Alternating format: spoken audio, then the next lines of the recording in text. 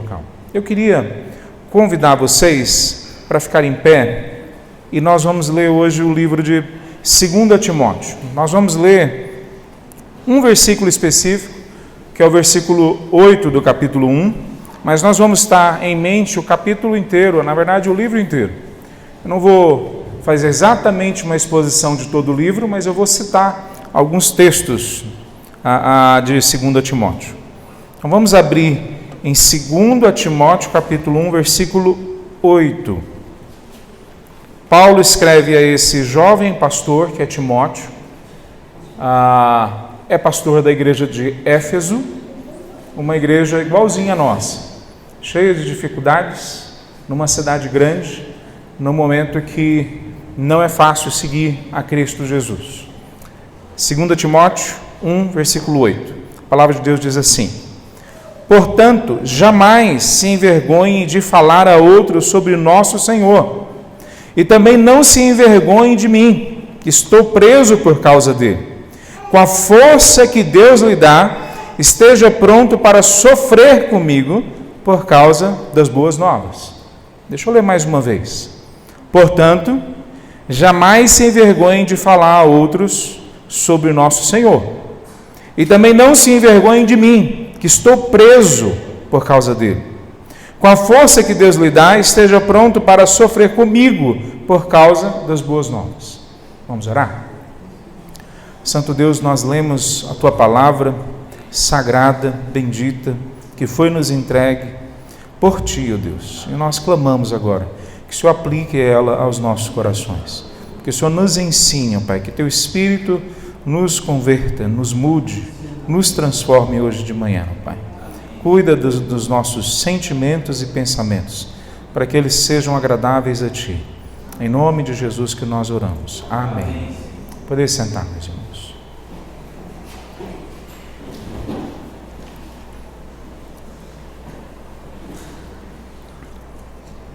Eu não me envergonho. É o título desse sermão. Que é como Paulo fala para Timóteo. Não se envergonhe. Não te envergonhes do Evangelho de Cristo, do povo de Cristo. Eu fui influenciado no meu começo do ministério. Há 30 anos atrás eu fui para São Paulo, em 93, começar a estudar para ser pastor. Eu já pregava, eu já trabalhava com plantação de igreja, em alguma medida, como adolescente, mas foi quando eu comecei de fato a encarar o ministério que Deus tinha para mim. E eu fui influenciado por muitos homens e mulheres judeus. Dentre eles, 3 foram muito marcantes na minha vida. Não foram os mais marcantes, mas foram muito marcantes. Caio Fábio, Ricardo Gondim, Ed Renekiewicz. Os três, Caio Fábio, Ricardo Gondim e Ed Renekiewicz, nas últimas décadas, têm falado que se envergonham dos evangélicos, que se envergonham da igreja, que se envergonham do que tem sido pregado nos púlpitos das igrejas no Brasil. E eu me envergonho de ter sido influenciado pelos 3.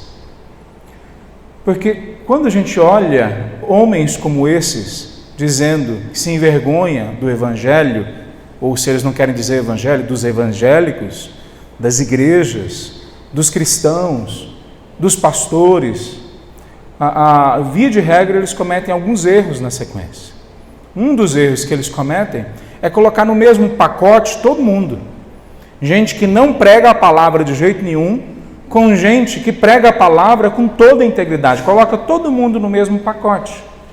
Eles acabam colocando junto pessoas que usam uma coisa chamada igreja, mas que não é igreja, para ganhar dinheiro para eles, e colocam juntos no mesmo pacote pessoas que estão se sacrificando, às vezes por décadas, às vezes com uma sequência de gerações, pais, avós, quer dizer, uma família inteira sendo entregue por causa do evangelho, e eles colocam tudo no mesmo saco, dizendo, nós nos envergonhamos desses evangélicos. Eles cometem também, via de regra, um outro risco, é que eles pegam o evangelho, já que eles se envergonham do que é pregado, já que eles se envergonham dos evangélicos, das igrejas, eles acabam assumindo cada vez mais um tipo de evangelho que se afasta também do evangelho mesmo, que é a palavra de Deus. Acabam se afastando cada vez mais para se encaixarem dentro de uma realidade que eles se sintam confortáveis com aqueles que se opõem aos evangélicos.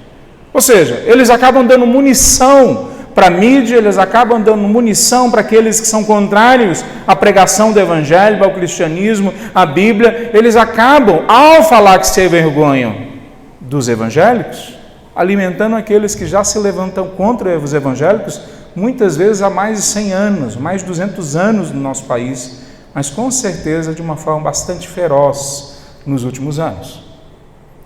Então, onde você se encaixa? Esses três eu citei porque eu conheço eles bem. Melhor do que eu gostaria, eu conheço eles. Outros eu não conheço tão bem, que têm dito que se envergonha dos evangélicos. Quem são os evangélicos que nós somos herdeiros? Há 200 anos atrás, missionários vieram para cá e morreram aqui de doenças, perseguidos, maioria deles desconhecidos, para que hoje a gente pudesse estar sentado aqui e ouvir livremente o evangelho. Quando eles chegaram, não tinham cemitérios para cristãos que não fossem católicos. Não tinha liberdade de abrir igrejas, era difícil, era perseguido. Ainda hoje, em alguns locais do Brasil, nós experimentamos isso. Eu já contei essa história no ano que eu nasci, em 73, na Praça do Relógio, em Taguatinga, Distrito Federal, foi erguida uma pilha de Bíblias, alta, sei lá, uns 5 metros de altura, e jogaram fogo nas Bíblias, para mostrar que os evangélicos não eram bem-vindos, pois nós somos herdeiros desses, e agora nós temos vergonhas deles. Então, eu estranho isso, eu estranho quando a gente começa a ter vergonha das nossas heranças.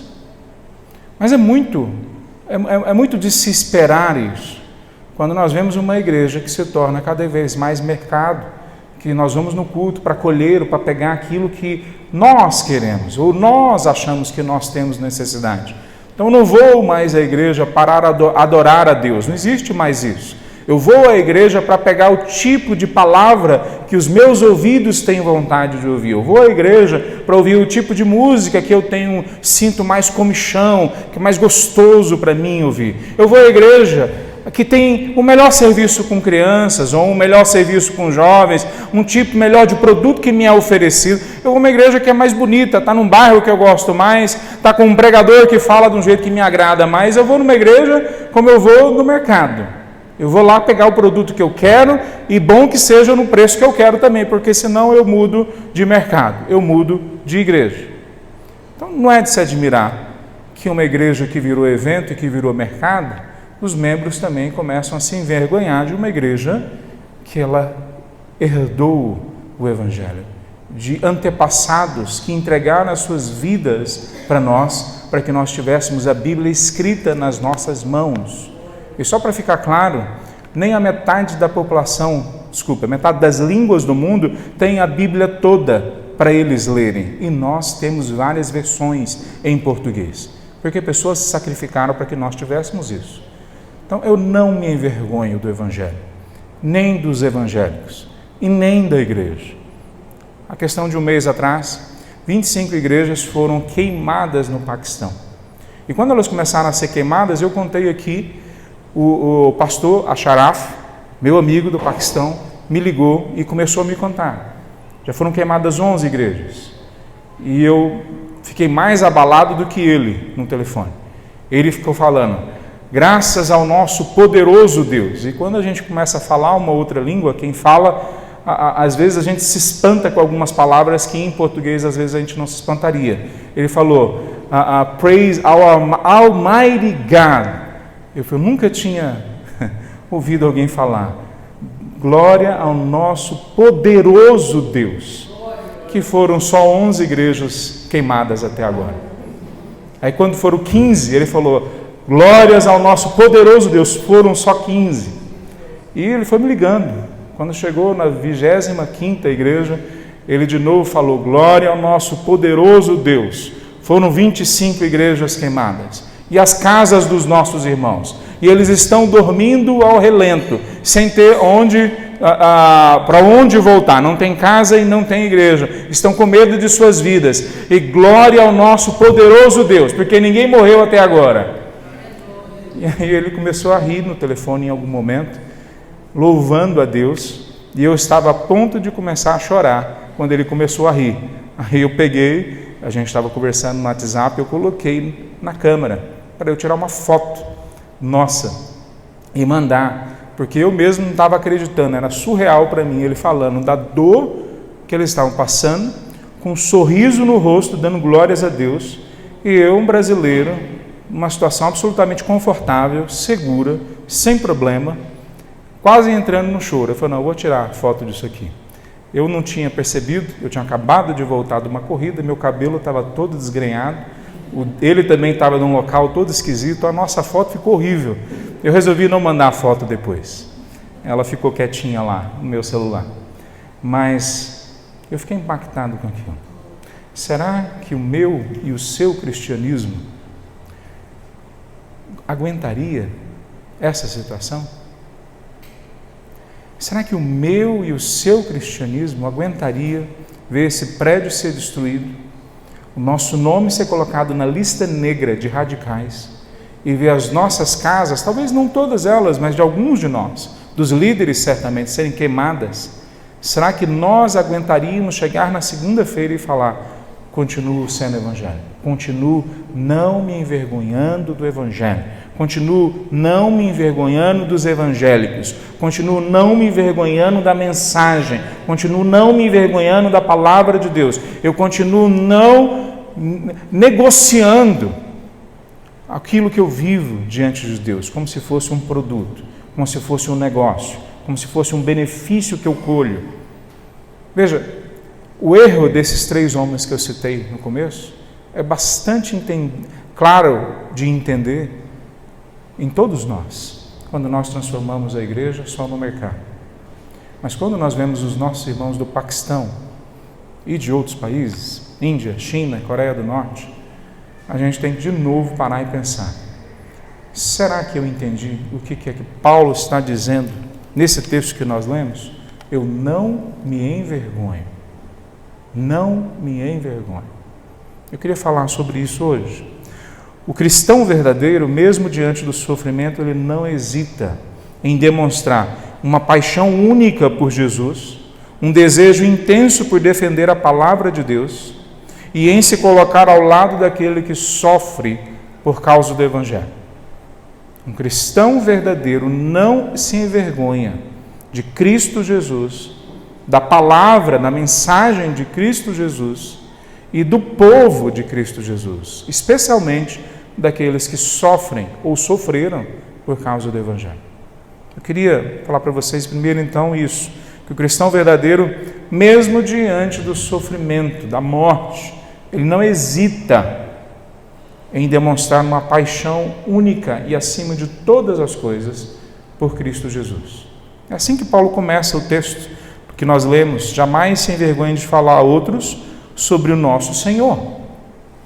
Ele começou o primeiro e o segundo versículo dizendo: Paulo, apóstolo de Cristo Jesus, pela vontade de Deus, enviado para anunciar a vida que ele prometeu por meio da fé em Cristo Jesus, escrevo essa carta a Timóteo, meu filho amado, que Deus, o Pai de Cristo Jesus, nosso Senhor, lhe dê em graça e misericórdia e paz.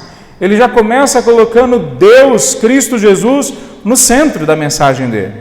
Quer dizer, ele já começa trazendo a atenção que a vida que foi proposta não foi proposta por homens, por uma igreja, não foi proposta por um cristão, por um grupo de cristãos agora, de uma geração, que agora sim entenderam o que é o Evangelho. Ele, o próprio Paulo, fala um pouco mais para frente, que esse Evangelho é o mesmo que os antepassados dele, não me lembro exatamente o versículo, os mesmos que os antepassados seguiram. E ele está citando, obviamente, os judeus, o judaísmo. E ele está com isso afirmando: O cristianismo verdadeiro não vai contra nem mesmo a fé vivida no judaísmo no passado, naquilo que está no Antigo Testamento. Então, o que é o centro do Antigo Testamento? Ame o Senhor Deus de todo o teu coração, de toda a tua alma, de todo o teu entendimento. E ele vai trazendo sempre e sempre, a cada momento, todas as cartas dele, Cristo Jesus para o centro. Ele traz Cristo Jesus para o cerne da mensagem dele. Eu não me envergonho de Cristo Jesus, não se envergonhe, você, Timóteo, de Cristo Jesus. Nós já vimos em outros momentos que essa mensagem sobre Cristo Jesus não era bem aceita no primeiro século, assim como ela não é bem aceita hoje. Nós mudamos a face de Cristo Jesus hoje. Nós colocamos a face que nós queremos em Cristo Jesus. O Jesus dos pobres, o Jesus dos ricos, o Jesus mais da esquerda, o Jesus mais da direita. Nós colocamos a face que a gente quer em Cristo Jesus. Mas o Jesus que está na palavra de Deus, poucos querem aceitá-lo. Desde alguns anos atrás, a gente foi muito questionado esse processo de evangelismo, de falar das pessoas de forma muito simples, como um conhecido, por exemplo, com as 4 leis espirituais, ou 5 propósitos de Deus para a sua vida. Esses processos que facilitavam demais a pregação do Evangelho, facilitavam a ponto de se tornar muitas vezes simplistas. Veja, eu acho que pode ser usado esses métodos. Nós mesmos no campo tivemos um bom uso em algum momento, mas a gente tem que tomar cuidado quando nós colocamos essa mensagem dizendo coisas do tipo: olha, você quer ir para o céu? Quando você morrer, para onde que você vai? Você tem certeza para onde você vai? É lógico que a pessoa vai responder que ela quer ir para o céu. Ela pode até dizer que ela tem dúvida se ela vai para o céu, que é o que acontece com a maioria, mas ela quer ir para o céu, é óbvio que ela quer ir para o céu. Qual é a religião que não vai dizer que existe uma coisa parecida com o céu depois? Porque se não tiver uma boa propaganda, as pessoas não vão vir, elas não vão te seguir. Mas o problema é que esta não é a mensagem do Evangelho. A mensagem do Evangelho não é que Deus está tirando a gente de um local ruim e levando a gente para um local bom. Isso faz parte, mas essa não é a mensagem do Evangelho. A mensagem do Evangelho é que ele apresenta Jesus Cristo para nós nos apaixonarmos por Ele, para nós amarmos a Ele. Jesus, quando responde aos discípulos, por exemplo, lá em João, os discípulos falam: nos mostre o Pai, que está bom para nós. E Jesus fala: se vocês me conhecerem, vocês conhecem o Pai. E na sequência ele fala: quem me conhece tem a vida eterna, porque a vida eterna é me conhecer. O Evangelho não é a respeito de um local que nós vamos. O Evangelho é a respeito do relacionamento que nós temos com Deus. Muitas vezes a gente tem ouvido as pessoas falar que amor não é uma paixão. Óbvio que o amor tem que ser mais do que uma paixão. Óbvio que o amor tem que incluir as nossas decisões. Ele tem que incluir a forma como nós nos comportamos e cuidamos daqueles que nós dizemos que amamos. Mas amor tem sim a ver com afetos explodindo dentro da gente na direção de uma pessoa. Quando a palavra de Deus fala que nós temos que amar a Deus acima de todas as coisas, ela está dizendo que nós temos que ter uma paixão por Deus que nos arrebata, que relativiza o nosso amor, o nosso carinho e afeto por qualquer outra coisa ou por qualquer outra pessoa, que coloca de novo no lugar as nossas reações e as nossas relações.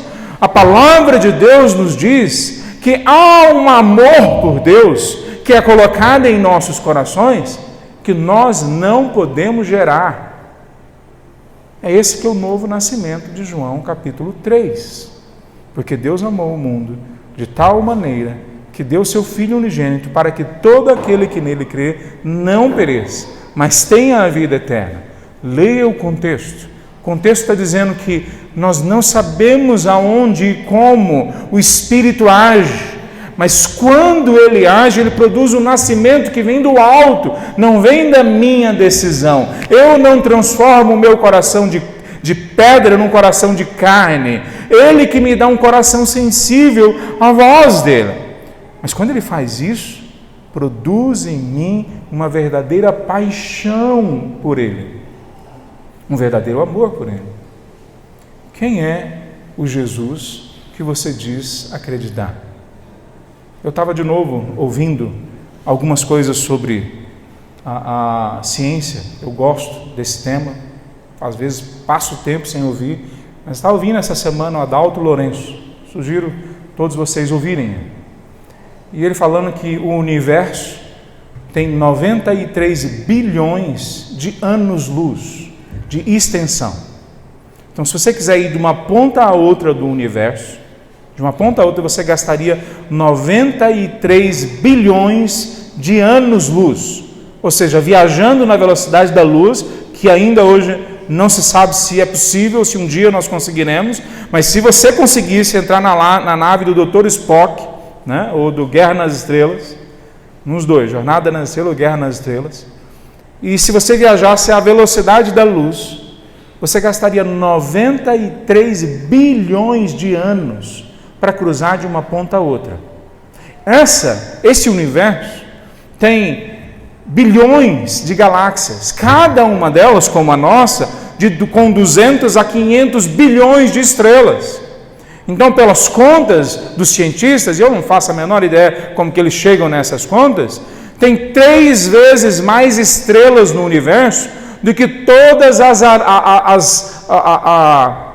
areia que existe na Terra, tanto nas praias quanto nos desertos. Então tem 3 vezes mais estrelas do que todos os grãos de areia que existe na face da Terra. E a palavra de Deus diz que Deus sabe todas elas, conhece todas elas pelo nome de cada uma delas. Nós não sabemos nem falar um número, eu não sei, eu ouvi umas 3 vezes para ver se eu decorava, não decorei quantas estrelas supostamente existem no universo. Deus conhece todos os nomes de todas elas, e se embaralhar elas, Ele continua sabendo qual que é. Ele sabe, e Ele conhece cada um de nós. 108 bilhões de pessoas já passaram pela face da Terra. Muito menos, exageradamente menos do que a quantidade de estrelas no universo. E Jesus de Nazaré conhece cada um do nome de cada uma das estrelas e conhece cada um de nós. Quem é o Deus que você veio adorar aqui hoje? O Deus que nós viemos adorar é esse Deus, imenso, maravilhoso. Por isso que não dá para eu colocar nenhum outro intermediário entre eu e Deus. Por isso que não existe um santo, Maria, nenhuma pessoa importante que tenha sido na história que possa se colocar entre eu e Deus. Porque ele é tão absurdamente maior do que qualquer coisa que a gente pode entender e perceber, que não dá para a gente ter um ser humano, por melhor que seja, que consegue intermediar a nossa conversa com Ele. Há alguns que pensam que quando a gente chegar no céu, então a nossa mente vai se abrir e a gente vai entender tudo na palavra de Deus. E que a gente não entender da palavra e da realidade, a gente vai sentar com Moisés, com Paulo ou até mesmo com Jesus, e ele no primeiro dia já vai revelar e abrir e explicar tudo o que nós queremos. Quando nós chegamos a esse tipo de conclusão, mostra o quão limitada é a nossa percepção sobre quem é Deus, o Deus que nós dizemos servir. Quando nós chegamos no céu, o primeiro dia, quando nós olharmos a face de Deus, a face de Cristo, a nossa mente vai sim dar uma explosão de conhecimento, de entendimento, de percepções, de emoções, que a gente nunca nos nossos melhores sonhos imaginaria que aconteceria. E nós pensaríamos ao final do dia, na hora de dormir, acabou, agora eu entendo tudo o que tem para ser entendido. E no outro dia, quando nós amanhecêssemos, quando nós levantássemos da cama e olhássemos de novo para a face de Cristo, para a realidade posta diante de nós, a nossa mente ia explodir de novo. Quão maior é hoje do que o primeiro dia? E isso ia continuar acontecendo e vai continuar acontecendo dia após dia pela eternidade. Aliás, a própria palavra eternidade, para que nós conseguíssemos entender um pouquinho do que significa eternidade, Deus criou o tempo para que a gente conseguisse entender como que faz a conta da eternidade, pelo menos um pouquinho. Ele cria o tempo para a gente, de dentro do tempo, poder olhar para fora e falar: é muito maior do que eu consigo entender, é muito maior do que eu consigo apreender. Quando Paulo fala de Jesus, por exemplo, em Efésios capítulo 1, ele fala do Senhor do universo, do cosmos, é a palavra que ele usa lá. E aí dá para entender porque que Paulo fala para Timóteo, de dentro de uma cadeia, que provavelmente ele não sabia se ele ia sair, fala para Timóteo: eu não me envergonho de falar do Senhor Jesus. Não se envergonhe de falar do Senhor Jesus. Dá para entender por que ele fala isso. Dá para entender porque os nossos irmãos aguentam uma perseguição, porque a eles é revelado quem é Jesus. Anos atrás eu estava estudando chinês antigo na China, e eu contei essa história já, eu creio. Meu professor de chinês antigo chegou para mim e falou: por que vocês seguem um Deus tão fraco? Um Deus que morreu. E eu expliquei em poucas palavras, a conversa não andou muito, mas que ele não tinha entendido o Deus que nós seguimos.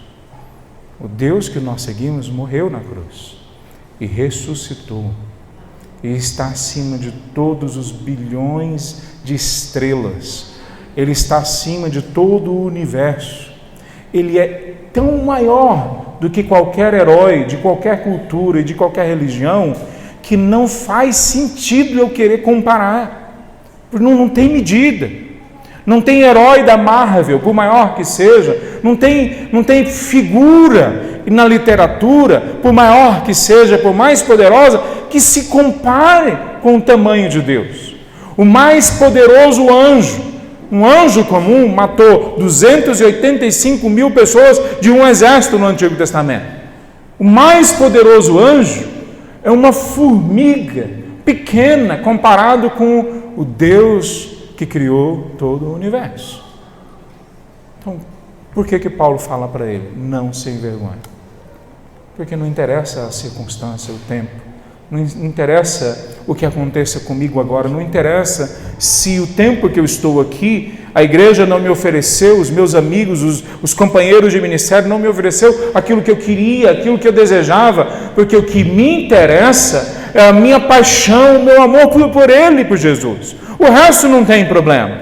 Se vocês lerem os versículos para baixo, por exemplo, no versículo 15, ele fala: como você sabe, todos os da província da Ásia me abandonaram, tiveram vergonha de mim. Todo mundo teve vergonha de Paulo, é o que ele está dizendo naquele momento. Aí depois ele fala assim que teve alguns que não tiveram vergonha dele, no versículo 16, em outro momento, em outra situação. Mas Paulo está dizendo: mesmo no momento que todos me abandonam, mesmo quando as pessoas têm vergonha de mim, eu sei que Ele está comigo e eu não me envergonho dEle. Então a primeira coisa que eu queria trazer para nós hoje pensarmos, que Paulo nos fala que nós, para sermos, ou quando nós somos verdadeiros cristãos, nós temos uma paixão única. Nós não hesitamos em mostrar uma paixão única por Cristo Jesus, incomparável, acima de toda medida, que nada pode sequer chegar perto dela, porque ela é maior do que tudo e todos. Eu fico às vezes pensando se nós entendemos isso de fato, ou se é só uma teoria. O Paul Washer, pregando um sermão, e parte das ideias de algumas coisas que eu estou falando aqui, eu ouvi no sermão dele, ele pregando um sermão, e disse que ao final do sermão, veio um senhor para ele, e disse para ele o seguinte: eu entendi o Evangelho, entendi perfeitamente, entendi que eu preciso da salvação, eu sou pecador, mas que eu nunca vou conseguir me entregar, que eu nunca vou conseguir me salvar, que eu não consigo me converter, se Ele não agir em mim. E você entendeu correto. E aí ele falou: o problema é que eu estou morrendo daqui 3 semanas. E eu não consigo ainda, eu quero, mas não aconteceu nada no meu coração. eu quero acreditar, mas não há nenhuma emoção, nenhum afeto, não há nenhum fogo que emana em mim, não há nada. Meu coração ainda é o mesmo coração de pedra. Eu não acredito. Eu sei como é que é, mas eu não acredito. E o Paul Washer falou para ele assim: eu vou cancelar a minha viagem. Ele ia voltar para a cidade dele e nós vamos ficar as próximas 3 semanas. Ele estava no final de uma doença, com câncer.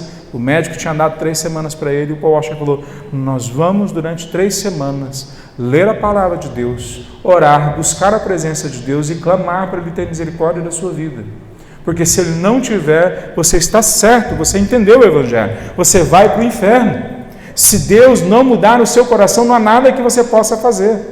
E os dois sentaram no canto ao final do culto, ficaram no canto e começaram a ler a palavra de Deus, e ficaram horas, lendo versículo após versículo, Romanos 3, 23, Romanos 6, 23, e foram lendo a palavra de Deus, todos aqueles textos que falam com clareza o Evangelho. E depois de 2, 3 horas ele lendo, e o Paul Washer perguntando para ele: e aí? Ele falava: não aconteceu nada ainda, eu não sinto nada, eu entendo, eu sei que é isso, mas não aconteceu nada no meu coração. Depois de umas 3 horas, talvez, eles lendo, ele leu João 3,16, de novo, não era a primeira vez. E ele começa a explicar a João 3,16, e esse Senhor para e fala: tem alguma coisa acontecendo no meu coração, algo queimando aqui dentro, mudou alguma coisa. Ele começa a chorar, e o Paul Washer tentando entender o que está acontecendo, ele fala: mudou o meu coração, agora eu sei que eu sou salvo.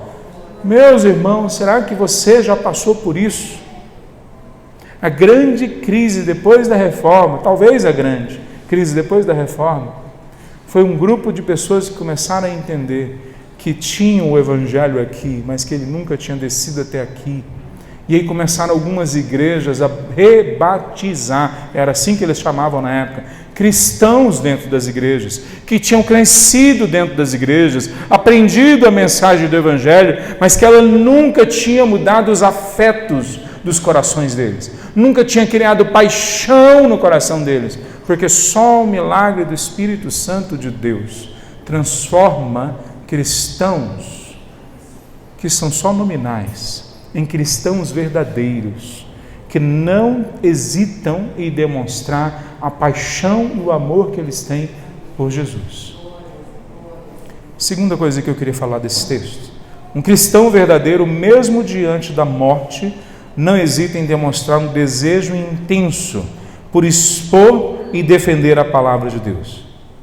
Paulo fala para ele, para Timóteo, no final do versículo 8 que nós lemos, que ele esteja pronto para sofrer comigo por causa da mensagem do Evangelho, a mensagem de Cristo. Então ele está dizendo: não se envergonhe, não tenha vergonha da mensagem de Cristo.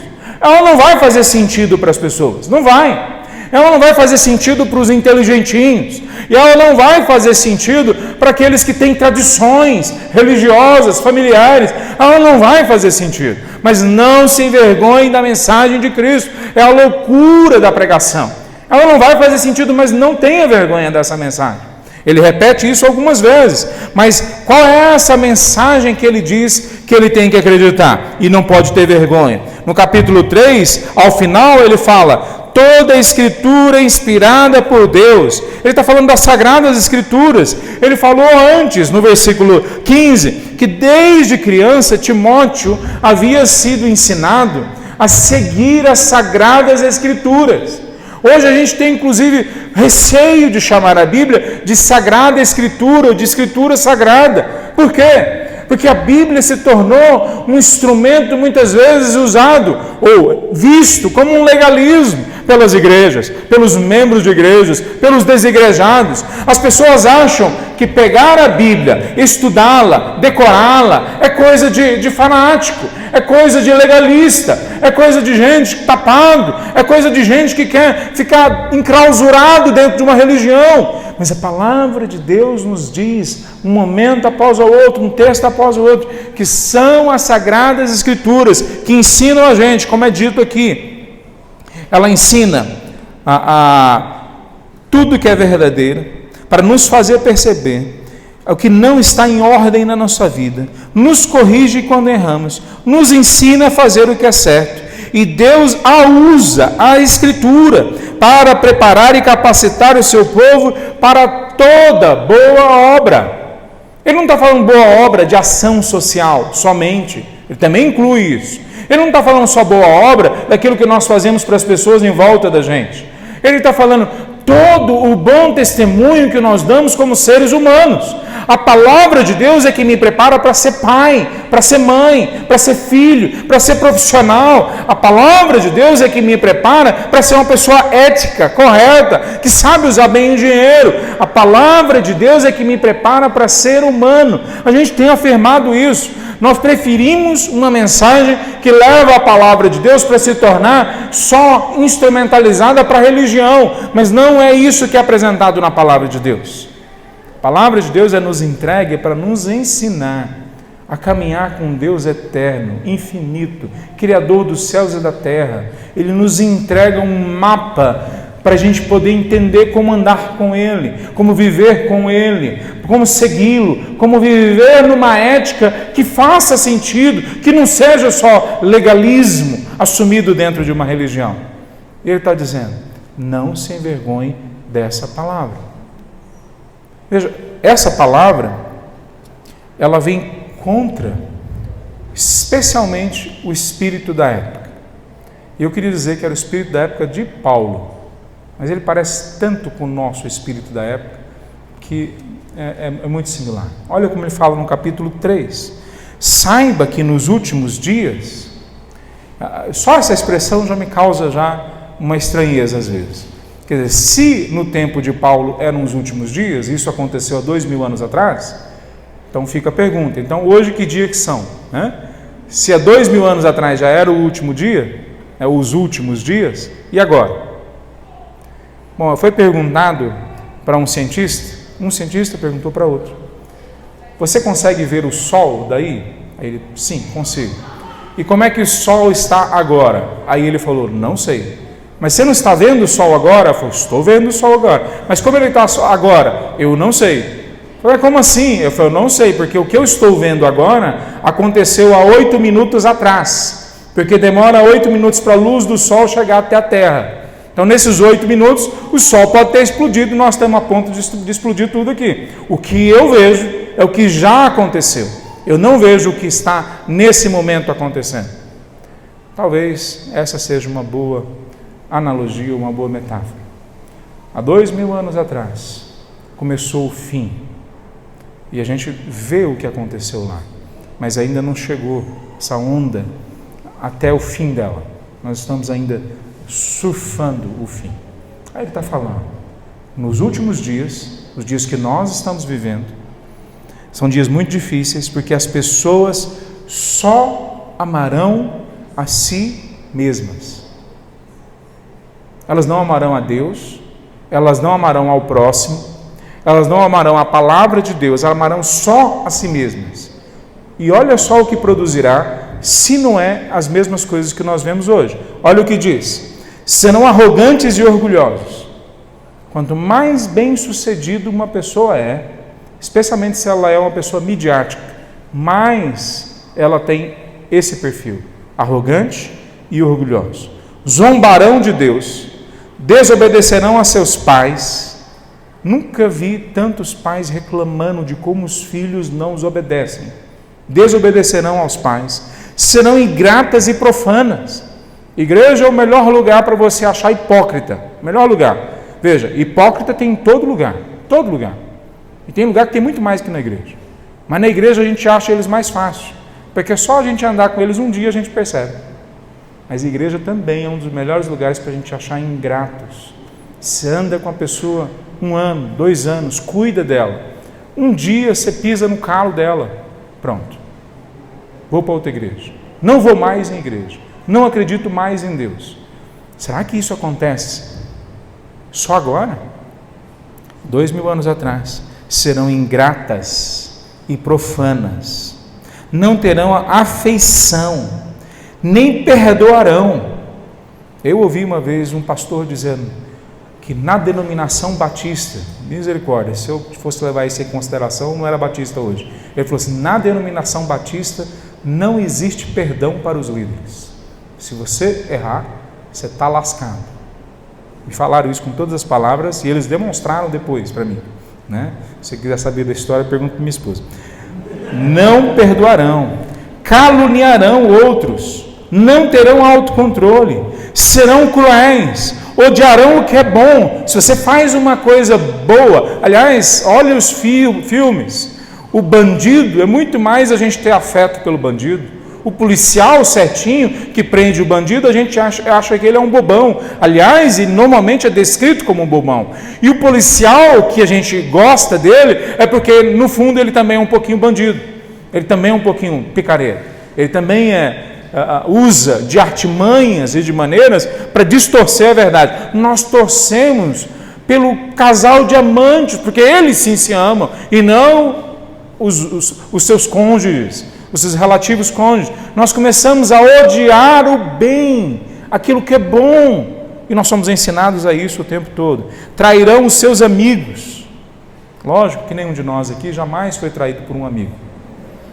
Tinha um dizer na minha família lá atrás, mais de 30 anos atrás, que só é amigo de verdade aquilo que a gente faz na infância, aquele que a gente vive junto lá na infância. Depois pode se preparar que você vai encontrar um monte de traidor no caminho. Eu não acredito nisso. Em Cristo Jesus, eu tenho tido amigos mais chegados do que irmãos, como a palavra de Deus nos promete. Mas essa é sim a realidade da maioria lá fora. Serão imprudentes, cheios de si mesmo, amarão os prazeres em vez de amar a Deus.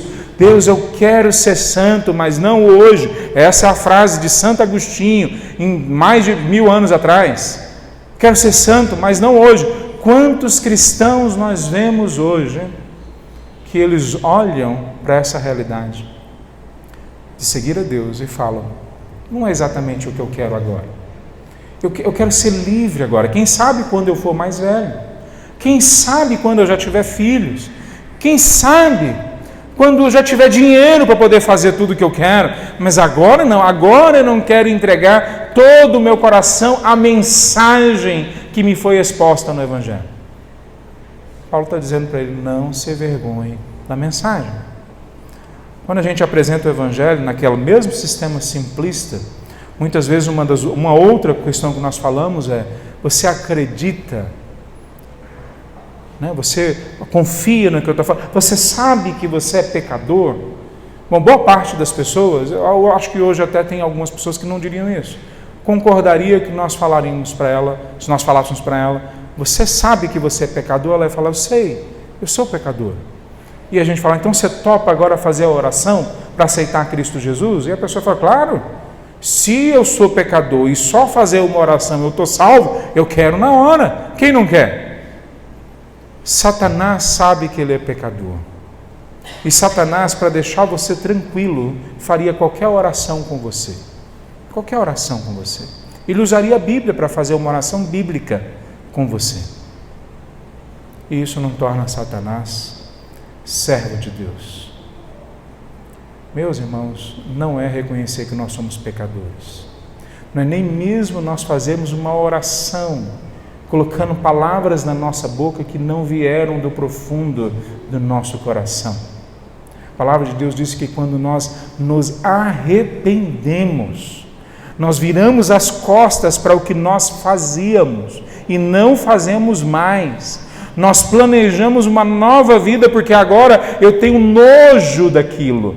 Então aquilo lá não me atrai mais. Eu posso até eventualmente na minha caminhada com Cristo pisar na bola, lógico que eu posso pisar na bola. Eu posso na minha caminhada com Cristo ainda não ser o suficientemente forte para lutar contra os vícios que eu entrei neles por anos, às vezes por décadas, e eles vão me segurar ainda, mas há alguma coisa dentro de mim que causa nojo, asco, aquilo é contrário à mensagem que eu abracei, a mensagem que me abraçou, a mensagem que infiltrou no meu coração, nos meus poros, nos meus órgãos, na minha mente, e eu não consigo mais voltar para aquilo não de forma tranquila, porque é outra coisa, outra vida, é morte, eu não quero mais aquilo. Veja, há uma mensagem sendo pregada por aí, que se você falar, eu me arrependo dos meus pecados, e eu aceito Jesus como Salvador, eu estou salvo. Essa é a mensagem que tem levado mais pessoas para o inferno dentro das igrejas. porque não é aquilo que eu falo que é o importante, porque eu não me salvo, é aquilo que Deus faz no meu coração e eu reconheço, eu não consigo mais andar nesse caminho, eu me arrependo, eu quero mudança de vida, eu quero que Cristo me tire do lamaçal que eu estava e me leve para outro lugar, porque agora, aí Paulo fala para Timóteo, não se envergonhe da mensagem de Cristo, mesmo que você sofra por ela, vai ser difícil, veja, mesmo na época de Paulo, dos apóstolos, no primeiro para o segundo século, surgiram pessoas que diminuíram o peso do evangelho, surgiram gnósticos, agnósticos, seitas dentro da igreja ou da religiosidade em volta deles, que dizia, você não precisa sofrer, você não precisa abandonar toda a sua vida de pecado, o corpo nem é tão importante assim, qual o problema se você fizer alguma coisa, Deus já nos perdoou, a gente não precisa nem mais orar para pedir perdão pelos nossos pecados. Essa mensagem não é nova, ela tem 2000 anos de idade ou mais, mas ela está sendo pregada em algumas igrejas daqui de Goiânia, que nós não precisamos mais confessar os nossos pecados, nos arrepender verdadeiramente, ter nojo e asco da vida longe de Deus. Isso que é conversão. Quando Deus opera dentro de mim uma mudança tão profunda que eu odeio a vida que eu tinha antes dele. E se eu não tenho isso, é melhor eu passar dia e noite orando e clamando, Senhor, por favor, muda meu coração. Que adianta eu ter feito uma oração que foi só da boca para fora? Que adianta eu ter ido às águas se isso foi só teatro? Que adianta, Senhor, se eu estou indo para o inferno, pavimentado por uma igreja que diz que está tudo bem quando não está tudo bem? Paulo está dizendo, preste atenção, não se envergonhe da mensagem de Cristo. Vai esvaziar o templo de vez em quando, as pessoas vão te colocar na cadeia, alguns não vão querer te seguir, alguns vão querer colocar outros líderes, vão dividir a igreja, mas você não se envergonhe da mensagem do Evangelho. Então, quem é o verdadeiro cristão? O verdadeiro cristão é aquele que não foi produzido por si mesmo, Deus produziu nele um apego, um amor, uma entrega à mensagem de Cristo do jeito que ela está na palavra de Deus, e ele não se envergonha dela, ele não hesita em demonstrar essa palavra, ele não hesita em falar sobre essa palavra de Cristo Jesus e a mensagem de Cristo Jesus. Hoje eu ia pregar sobre evangelismo e eu não consegui exatamente até agora, mas na base do que eu ia falar sobre evangelismo, é isso que eu estou falando para os irmãos. Quem é que evangeliza de verdade? Quem decora 4 leis espirituais, ou 5 propósitos? Quem é que evangeliza de verdade? Quem é bom de raciocínio e consegue explicar bem verdades e doutrinas? Quem é que evangeliza de verdade? Deixa eu explicar para você quem é que evangeliza de verdade. O mendigo que não tem nada para oferecer e foi retirado da sua mendicância. E ele se lembra agora daqueles outros mendigos que estão lá fora sofrendo.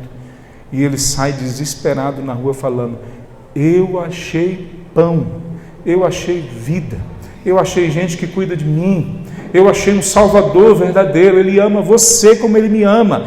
Essa pessoa é que evangeliza de verdade, que ama o Senhor Jesus acima de todas as coisas e que ama a mensagem de Cristo como aquela que traz a direção para a vida dele, o caráter, o mapa para a história dele, como a única mensagem que pode levar ele para o caminho certo para o céu.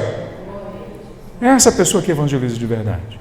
Eu não estou preocupado se nós, todos, cada um de nós vai saber explicar detalhes dos versículos que nós lemos.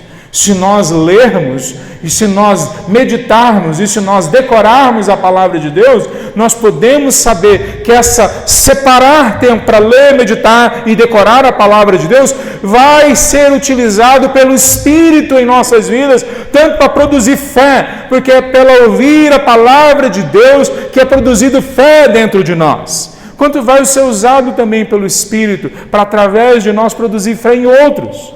As pessoas vêm falar para mim de alguma coisa, eu fico na hora tentando lembrar um versículo que se aplica àquela situação, uma história bíblica que se aplica àquela situação, uma aplicação de algum texto que se aplica àquela situação que eles estão. Por quê? Porque a palavra do Leandro Tinoco não vale nada, porque a palavra dos batistas não vale nada, porque a palavra dos evangélicos não vale nada. O que vale é a palavra de Cristo Jesus. A nossa sabedoria é falha, mas a mensagem de Cristo Jesus pode salvar a todo e qualquer um. Então, quem é que evangeliza de verdade? Quem ama a Cristo e ama a mensagem de Cristo Jesus. Eu queria terminar falando esse terceiro ponto, que o cristão verdadeiro, mesmo diante da morte, não hesita em se colocar ao lado daquele que sofre por causa do Evangelho. A palavra não te envergonhes, do versículo 8 que nós lemos, ela pode ser traduzida como não hesite. E quando nós falamos não se envergonhe, pode dar a impressão de passividade. Alguém faz alguma coisa e eu não me envergonho a respeito daquilo que a pessoa faz. Ela me critica por eu ser cristão e eu não me envergonho de ser cristão. Ela me critica por eu estar falando uma mensagem e eu não me envergonho. Mas quando nós traduzimos ela para não hesite, ela dá uma outra impressão. Ela dá uma impressão de ativo.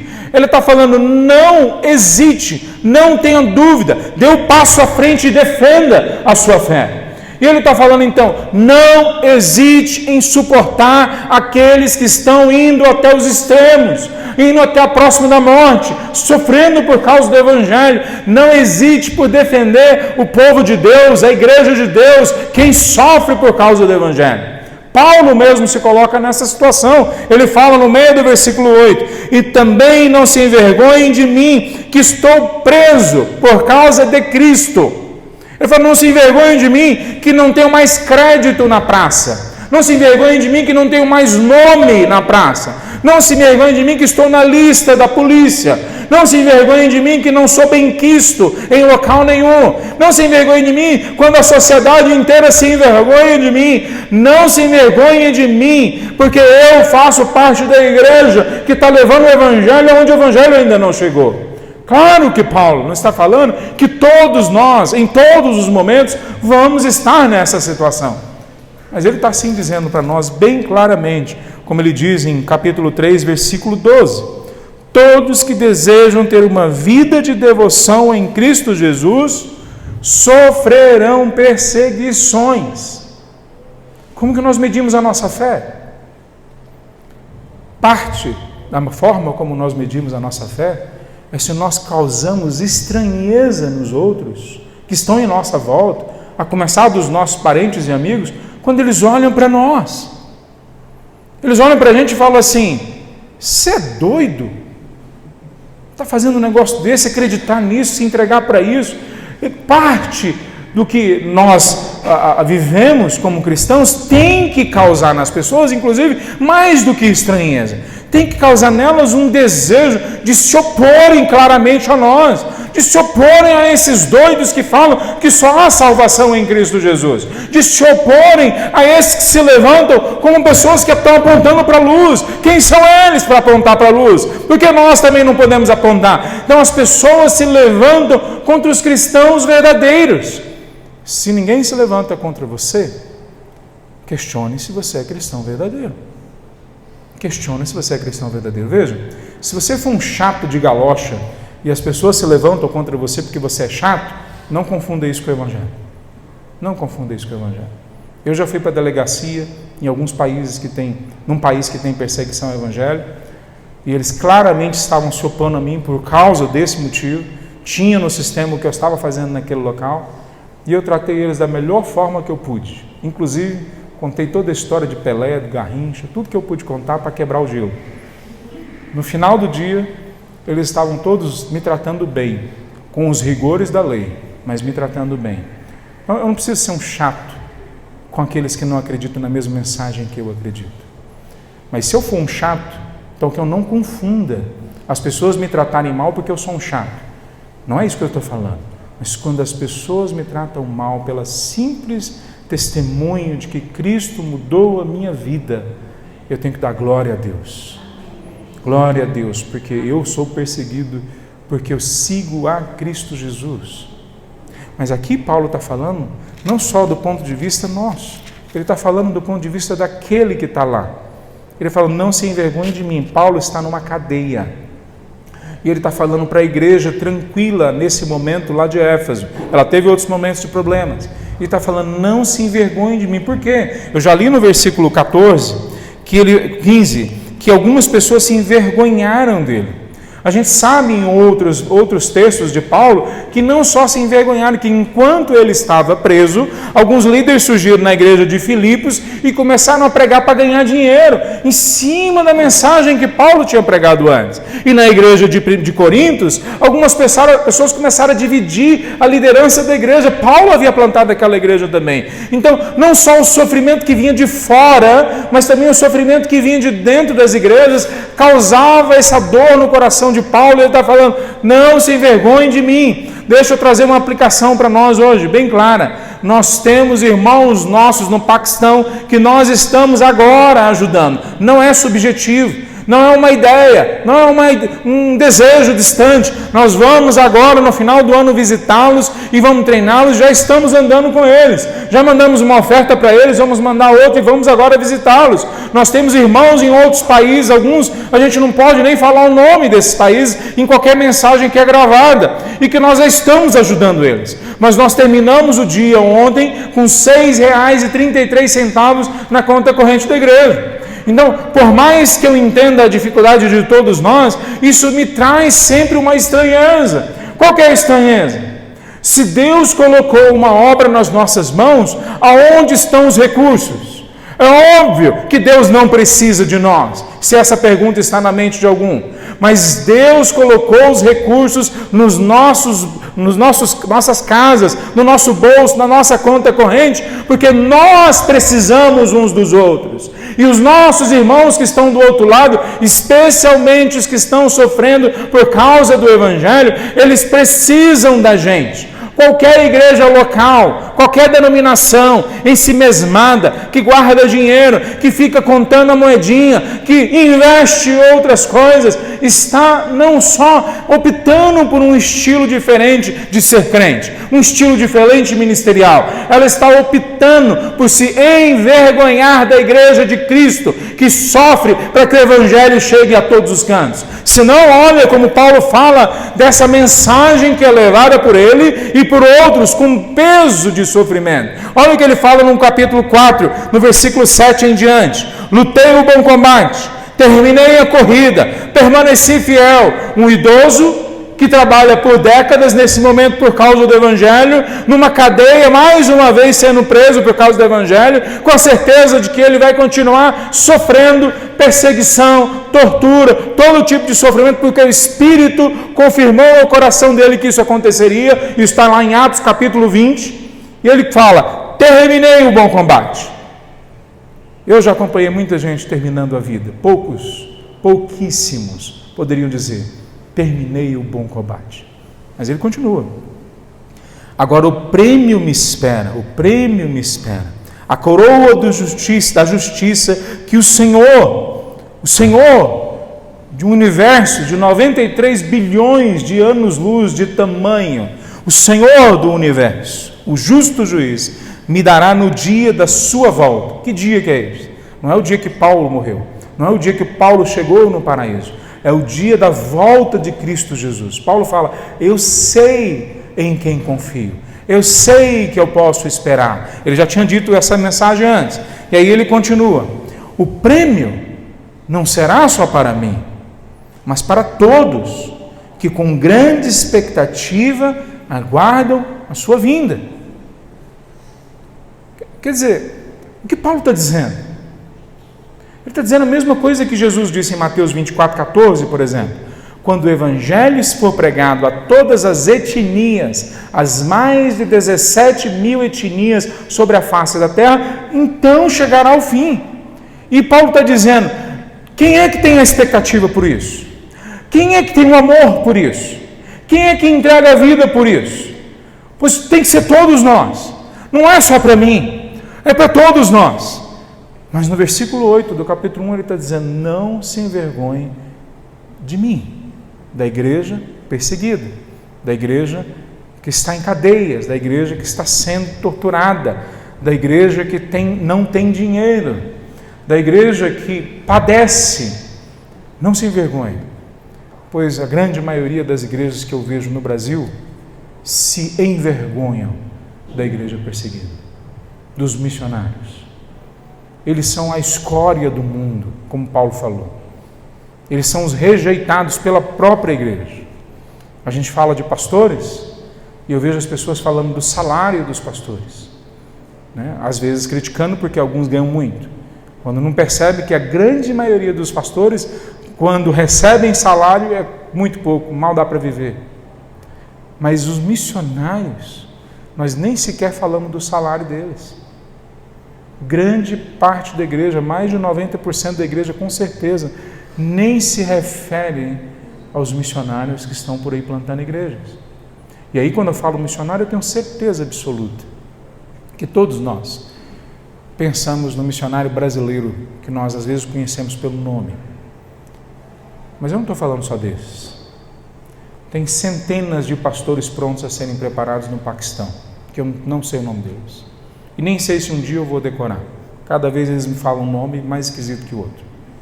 Tem milhares de missionários na China. Pronto. Falar só uma vez. Esperando para serem enviados. Alguns já foram enviados. Tem missionários indígenas na Amazônia que estão esperando a igreja parar de se envergonhar deles. E nós temos agora que nos lembrar do nome deles. Nos lembrar do que eles estão fazendo. E nos lembrar que nós é que temos que chegar e sustentá-los. Com pouco às vezes. Com oração muitas vezes, porque não temos recurso. Com visitas para pastoreá-los, como essa semana nós fomos nos ciganos e semana que vem nós vamos nos quilombolas. O Antônio esteve liderando essas duas viagens aqui na igreja. Então, nós somos uma igreja pequena, quem dera que todas as igrejas em Goiânia, em Goiás, no Brasil, amassem a igreja de Cristo Jesus e parassem com essa balela de denominação, de ter vergonha do que o outro está fazendo, ter vergonha de evangélico. Tem vergonha de evangélico? Eu tenho vergonha da gente ter vergonha dos missionários. Eu tenho vergonha da gente se afastar de onde a obra de Deus é vivida de uma forma mais intensa, sob perseguições e lutas que nós não enfrentamos aqui onde nós estamos. Nós estamos chegando próximo do fim da história, muito próximo do fim da história. Eu ontem estava com meu irmão que trabalha com pesquisa missionária e não sei se ele concorda com todo comigo, mas isso é que ele concorda. Nós estamos próximos do fim. Os povos estão sendo alcançados. A Bíblia está chegando em locais que antes não chegavam. Todas as estratégias que vocês imaginarem estão sendo usadas no campo missionário. Todas. Negócios, mídia, televisão, internet, tudo que vocês... Kamikaze, né? Pega missionário, é isso que faz, viu? Deixa eu explicar para você. Quando a gente prepara um missionário num país que tem perseguição, a gente prepara ele para morrer. A gente não prepara ele para viver, a gente prepara ele para morrer. Sem entender o que eu estou dizendo, não é metáfora, não é metáfora. Se eu preparar, como no passado a gente fez, um missionário para ir para a Coreia do Norte, a gente não prepara para ver ele de novo, a gente prepara ele para morrer. A gente ora para que ele não morra. Às vezes ele não ora por isso, mas a gente ora por isso. Mas a gente prepara sabendo que ele vai lá para morrer. Esse é o destino dele. Mas o que custa uma vida de 80 anos, 90 anos comparado com uma eternidade? Então, essa é a conta que eles fazem. E essa é a conta que nós podemos fazer quando Deus age com não se envergonhe da igreja, não se envergonhe da mensagem, não se envergonhe de Cristo Jesus. Eu queria então concluir de duas formas com os irmãos. Busque a presença de Deus até que Ele confirme no fundo do seu coração que você ama a Cristo de verdade. Não é só da boca para fora. Você ama de verdade a Cristo Jesus. Você tem paixão por Cristo Jesus. Que nada se compara, nenhum sentimento por ninguém e por nada, com o que você sente por Cristo Jesus. E o Cristo Jesus da palavra, obviamente. Então busque isso. Busque essa confirmação do Espírito, que você sente nojo pelo pecado, pela vida que você tinha antes. Eu orei certa vez por uma mulher que ela tinha o vício do cigarro, e Deus, eu não imaginava que Deus fosse fazer isso, minha fé não era desse jeito, eu só orei para Deus libertar, e Deus libertou naquela noite. De noite, o marido dela foi fumar na cama, junto com ela, e ela teve nojo do cheiro do cigarro, do fedor do cigarro, e nunca mais ela conseguiu chegar perto de um cigarro. 20 anos que ela fumava, nunca mais ela conseguiu. Quem dera Deus confirmasse isso no coração de cada um de nós hoje, que nós odiamos a vida vivida antes dele entrar em nossos corações, que nós odiamos o pecado, mesmo o pecado bonitinho, mascarado, maquiado, nós odiamos. Parece pecado, a gente odeia. Parece que vai tirar a paz do nosso coração, a gente odeia. Parece que vai tirar a nossa mente daquilo que é palavra de Deus, vontade de Deus, o amor de Deus por nós, a gente odeia. Então busque hoje de Deus, até que você encontre a confirmação de que você ama a Cristo e de que você odeia o pecado. Segunda aplicação que eu queria: clame a Deus por um espírito de coragem. No versículo 7, anterior ao que nós lemos, você fala que Deus não deu espírito de covardia para nós. Então clame a Deus para que Ele dê um espírito de coragem a você, para falar de Cristo, para testemunhar de Cristo, para colocar dinheiro, tirar dinheiro do seu bolso e colocar para sustentar pessoas que vão pregar o Evangelho, especialmente aqueles que vão pregar o Evangelho onde o Evangelho ainda não foi pregado, ou aonde há perseguição ao Evangelho. Então fala para Deus, me dá coragem para tirar do meu, para tirar de mim, e dá para aquilo que faz o reino de Deus crescer, e dá naqueles locais onde o reino de Deus precisa chegar. Então pede para Deus te dar coragem, para você largar de ser covarde, para você largar de ficar fazendo continha, para você ficar com medo do seu futuro. Pede para Deus tirar isso de você. Eu tenho visto pessoas, eu não via essas pessoas antes, até me casar. Até me casar, eu tinha crescido numa família de classe média baixa, que em algum momento experimentou, foi pobreza mesmo. Então a gente não tinha medo de perder, a gente não tinha muita coisa mesmo, então alguns momentos a gente não tem nada. Então eu fui para o campo missionário com a certeza que nada tinha e continuo tendo nada, e nada eu vou ter no futuro. Está ótimo, é isso que eu vou entregar para Deus. Tudo que eu tenho é só isso aqui mesmo. Depois eu me casei, eu acabei conhecendo pessoas em volta da família que tinham dinheiro. Nunca conheci tanta gente medrosa na minha vida. Nunca conheci gente com dinheiro e medrosa. Ter medo de não conseguir pagar a conta do fim do mês, tem medo de não conseguir ter um plano de saúde no ano que vem, tem medo de não conseguir manter a empresa que tem medo de não conseguir ter dinheiro para a aposentadoria, de não ter dinheiro para os filhos, de não ter dinheiro para aquilo. Nunca conheci tanta gente medrosa quando eu cheguei perto de gente rica, pois os corajosos que eu conheci eram pobres, a maioria deles, pobres. Então peça para Deus coragem para você. Coragem, não é irresponsabilidade não. Estou sugerindo para ninguém jogar fora o que Deus colocou na sua mão. Eu estou sugerindo para você para que busque coragem para ser um bom mordomo. Deus te deu dinheiro, Deus te deu dons, Deus te deu talentos, oportunidades. Pede para Deus, me dá coragem para usar isso para o teu reino. Não medo. O medo vai ser uma vergonha tremenda, mesmo para os filhos de Deus. Quando Jesus voltar e eles estiverem na sua conta corrente, no seu lista de patrimônio, na sua lista de capacidades, dons e oportunidades, um monte de coisa que poderia ter sido usado, mas não foi por causa de medo. Então, nós não somos salvos porque nós somos corajosos, mas nós somos salvos para sermos corajosos. Então, Deus não deu espírito de covardia para nós. Queridos, nós vamos ter uma série de conferências missionárias no final de outubro, no final do mês que vem, dia 28 e 29. Nós vamos estar falando sobre missões em alguns desses locais. A pessoa que vai estar falando para nós, o Michael Barroco, é uma pessoa que trabalha numa organização, ele mesmo já plantou igreja, trabalhou em ambientes no Brasil, fora do Brasil, com muita experiência em ambientes difíceis, uma reflexão bíblica muito boa, mas além disso, a organização dele trabalha com plantação de igrejas em vários locais no mundo. Eu não lembro os números, mas são mais de 10 mil igrejas que já foram plantadas pela organização dele e pelas pessoas que eles treinaram. Então, vamos orar e vamos buscar em Deus, para Deus preparar os nossos corações para que a gente invista no reino de Deus. Paulo fala para a igreja de Corinto: quando eu estiver entre vocês, 2 Coríntios 8 e 9, preparem a oferta para antes de eu chegar, para quando eu chegar, eu não passar vergonha junto com vocês. Então, eu quero preparar vocês. Não é para oferta, não só isso também, mas preparar o seu coração. Comece a orar agora pela sua conferência missionária.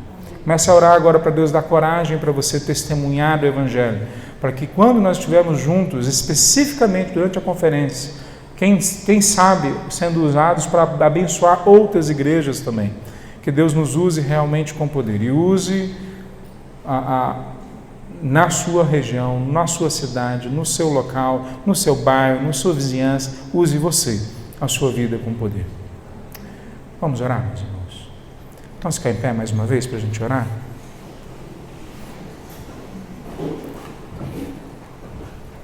Fale do amor de Deus. E se Deus falou do amor dele a você,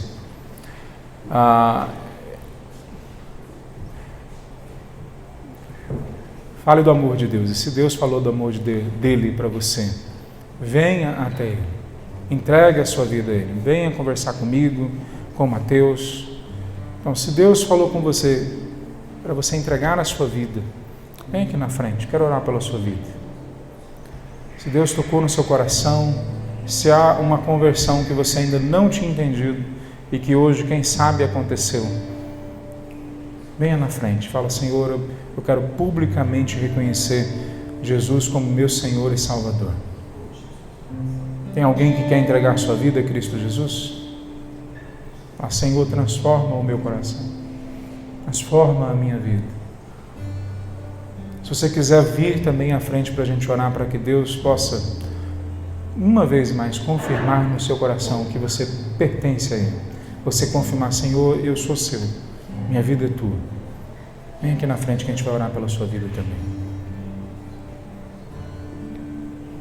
Vamos orar. Santo Deus, louvado seja o teu nome, Pai. Ó Deus, eu lhe clamo, Pai, que o Senhor venha agir em nossas vidas, para que a gente não se envergonhe de Cristo, nem do Evangelho, e nem do teu povo, especialmente daquela parte do teu povo que sofre no corpo a tortura, a perseguição, a dor da pregação, de pregar o Evangelho. Senhor Deus, nós clamamos pela nossa igreja, pela Calvário, e por tantas igrejas aqui em Goiânia que servem o Senhor fielmente. Que o Senhor desperte em nós todos, ó Pai, um desejo de Te servir com tudo que temos, com tudo que somos, com todo o nosso tempo. Senhor Deus, venha agir em nossos corações, derrama avivamento verdadeiro em nossas vidas, ó Pai. Nos ajuda, Pai, a não nos envergonhar de forma alguma, Pai, de sermos novas criaturas em Cristo Jesus. E se há pessoas, ó Deus, que estão sofrendo nesse momento, ó Deus, a estranheza ou mesmo a perseguição, porque são crentes, porque pregam o Evangelho, que o Senhor possa tocar no coração delas e lhes dar coragem, lhes dar também a habilidade para explicar o Evangelho, para viver o Evangelho. Senhor Deus, venha agir em nossas vidas e nos torna, ó Pai, novas criaturas em todos os sentidos, em todos os aspectos. Nos leva para Ti, Senhor do Universo. Poderoso Deus, transforma os nossos corações. Em nome de Jesus que nós oramos.